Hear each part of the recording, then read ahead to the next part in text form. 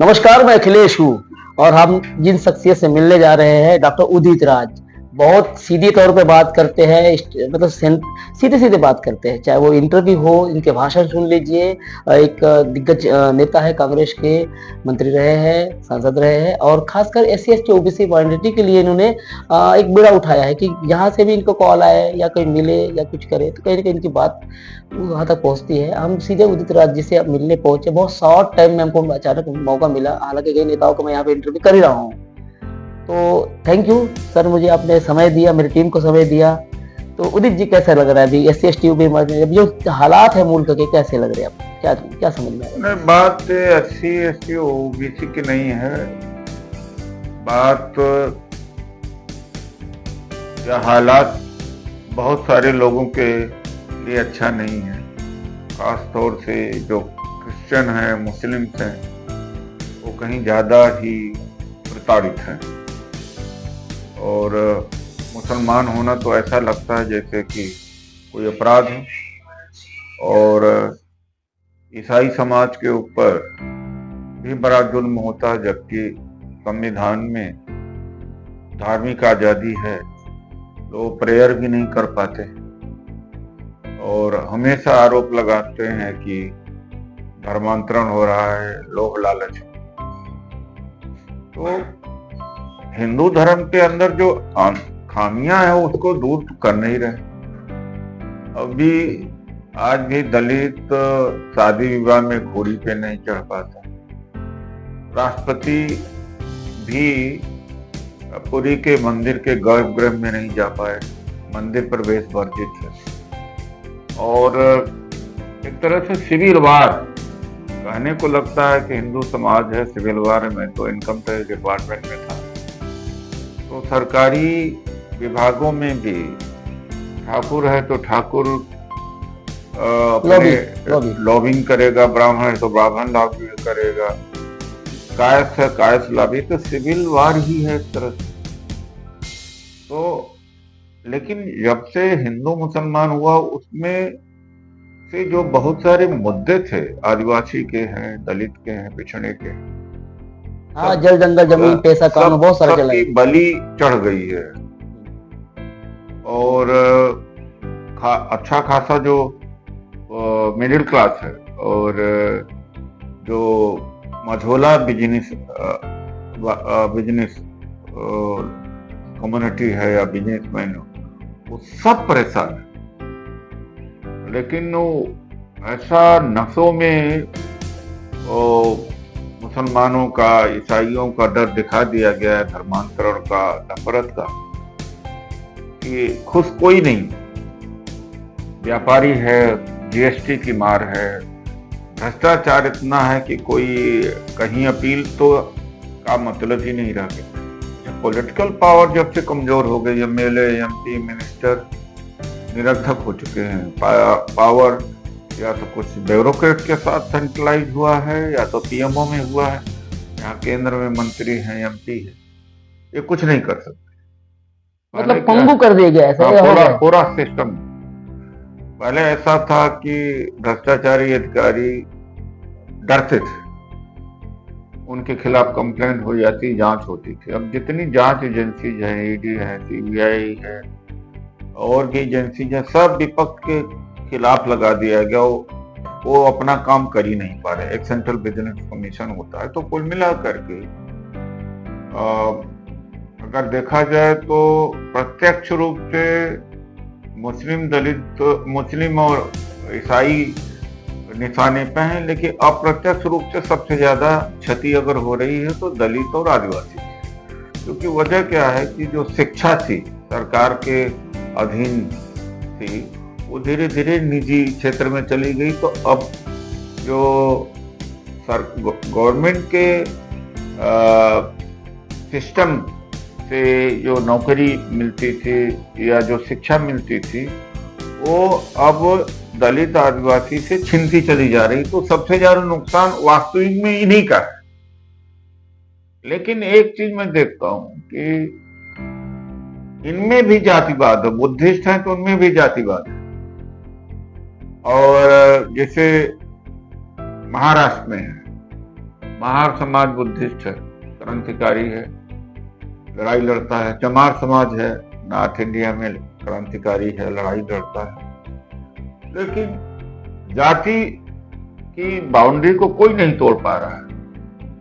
आपस में भी बड़ा जात पात है, तो आपस की एकता भी नहीं हो पा रही है। और हम उम्मीद करते हैं कि जो शोषक है वो शोषण हमारा न करे। उससे उम्मीद करते हैं कि वो अपनी हरकतों से अपनी जो सोच है, जो भेदभाव वाली सोच है, वो खत्म कर दे। लेकिन हम आपस के अंदर रोटी बेटी का संबंध, मेल जोल का संबंध, एकता का जो भाईचारा होता है वो नहीं हो पा रहा है। तो लड़ाई तो उसी से लड़ी जा सकती जब बहुजन इकट्ठा हो। अब बुद्ध गया में जो आंदोलन चल रहा है, हाँ, मैं बस सवाल लेने वाला था आपसे। लेकिन आपके दिल्ली के जंतर मंतर में हुआ है, उसके लिए बड़े आंदोलन की जरूरत है, लाखों करोड़ों और अंतरराष्ट्रीय स्तर पर। बोध गया में अच्छे आंदोलन भी हुए, लेकिन उसमें भी आपस में लड़ाई हो गई। पुलिस ने जाति किया, वहां से भगा दिया दूर धरना करने के लिए। तो जो अंतरराष्ट्रीय स्तर पर दबाव बनना चाहिए था वो नहीं हो पाया। और बुद्धिस्ट कंट्रीज जो हैं ये भी अपनी भूमिका नहीं अदा कर पा रही, इनको भी करना चाहिए। मतलब सपोर्ट नहीं कर पा रही थी, नहीं कर पा रही। मैं इस दौर से गुजरा हूँ। मेरे ऊपर जब आक्रमण हुआ था नवंबर 2001 में, और रामलीला मैदान में जब हमने कहा था 10 लाख लोगों को बौद्ध बनाएंगे, मेरा नाम रामराज था, मैं बुद्धिस्ट बनूंगा, और बना, उदित राज बना। तो उस समय बीजेपी की सरकार केंद्र में थी। एक IPS ऑफिसर पुनियन थे, वो तो अब नहीं रहे हो। उन्होंने जाके उस समय किसी हमारे एक साथी से कहा कि इनकी हत्या हो जाएगी। पूरा विश्व हिंदू परिषद RSS का हमला हमारे ऊपर हुआ था, और दिल्ली पुलिस के 10-11 हजार पुलिस वालों ने सारे दिल्ली की सीमाएं को सील किया, लोगों को नहीं आने दिया। रामलीला मैदान जहाँ पर बौद्ध दीक्षा का कार्यक्रम होना था उसको निरस्त कर दिया। अम्बेडकर भवन में हुआ, वो 40-50 हजार लोग ही आ पाए, बाकी लोग इधर उधर हो गए। तो ये कहने का मेरा मतलब है कि उस समय यूरोप और अमेरिका से समर्थन मिला, लेकिन बुद्धिस्ट देशों से मुझे समर्थन नहीं मिला। बड़े गजब की बात है, इंडिया के जो बुद्धिस्ट हम पूरे देश से पहले, लेकिन उदित जी बता रहे हैं, ये मार्के वाली बात है। उदित जी एक चीज और बता रहा हूँ, मैं पूछना चाहता, सॉरी, कि अभी आपने बड़ा नाम सुना होगा बाबा साहब के बारे में, बड़ा अच्छा मतलब बोलते हैं आप, बहुत गहरी जानकारी है उनकी, बारीक बारीक टिप्स, मतलब उनकी बातों को बोलते हैं। अभी ये BN राव और जो मसला आया उस पर क्या कहेंगे?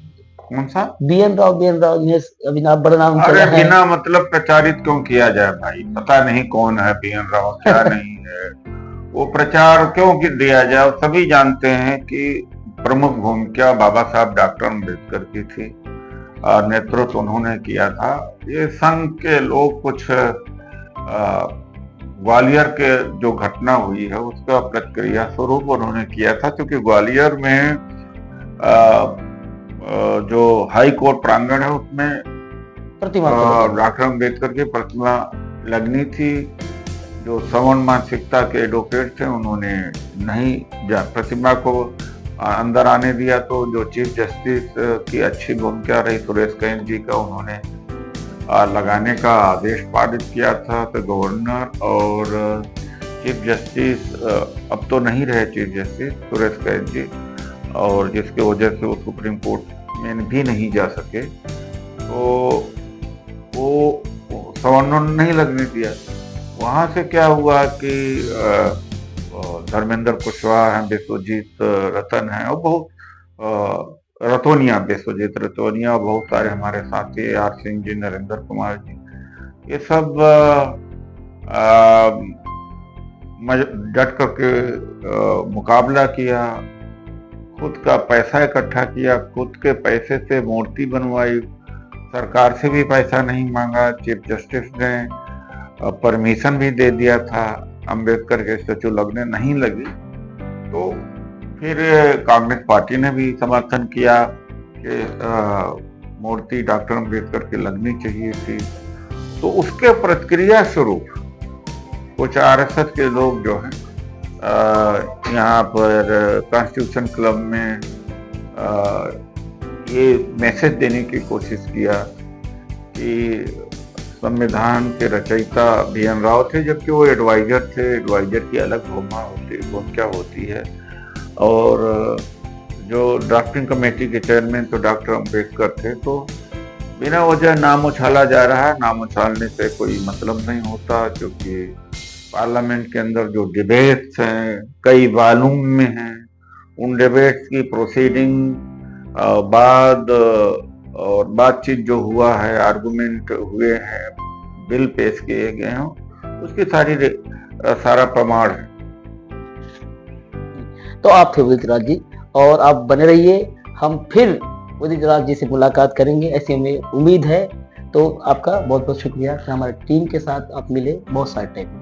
मेरे साथ इस खबर में कविता है और ऐश्वर्य, मैं अखिलेश।